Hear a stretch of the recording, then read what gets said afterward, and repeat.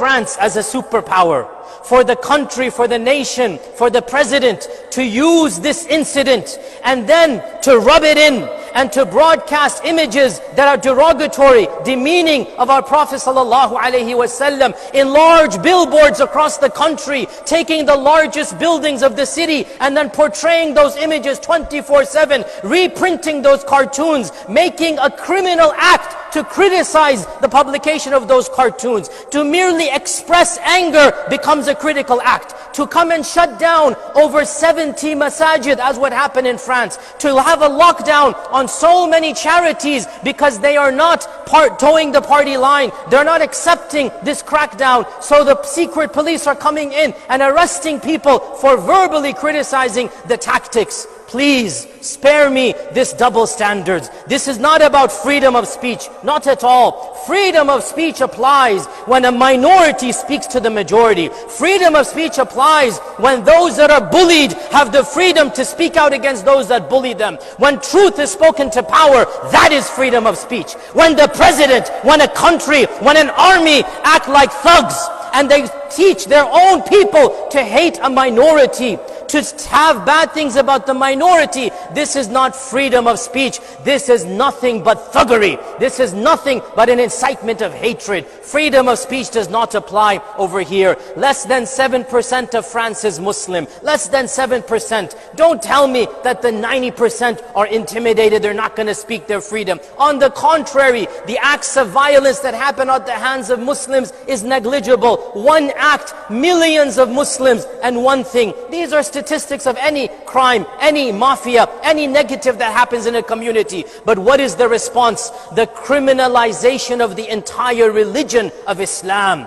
The criminalization of any type of criticism of government policies. And subhanallah, France, who are you to lecture us about the freedom? Who are you to tell us about the crimes of one man? Have you not looked at your own crimes? Have you not looked at your own colonial past? Have you not seen the brutal occupation of Algeria for over 100 years? Millions of people were killed. Not one teacher, millions of people were killed. Innocent women and children slaughtered. Rape was rampant. Anybody that objected, they were tied on a car and with a handcuff and they were dragged through the streets of Algeria until they died. They set up concentration camps way before Hitler. Don't come and tell us about freedom when you yourselves have not embodied that freedom. You get angry at the murder of one man, and yes, that should not have happened, but you do not look at what you yourselves are doing to an entire population. Millions of people in your own lands who carry the same passports,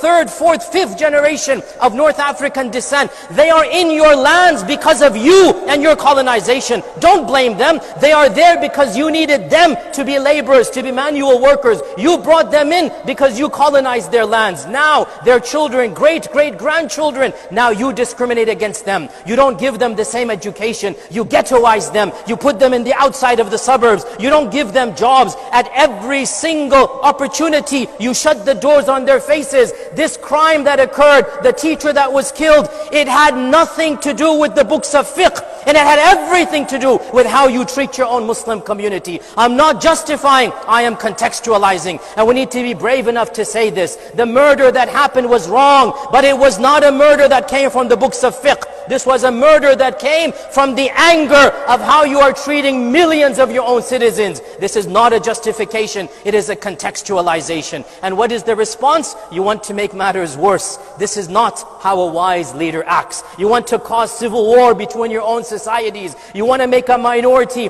feel even less like they belong to that land by flouting everything that is sacred. That is not the way forward, dear friends. That is not the way forward. And us Muslims as well, we have to be very careful. This is a bait. They want more incidents to happen. Realize, dear Muslims, it is a tactic. And I speak of France, but this is the reality across the world, across the Western world. They are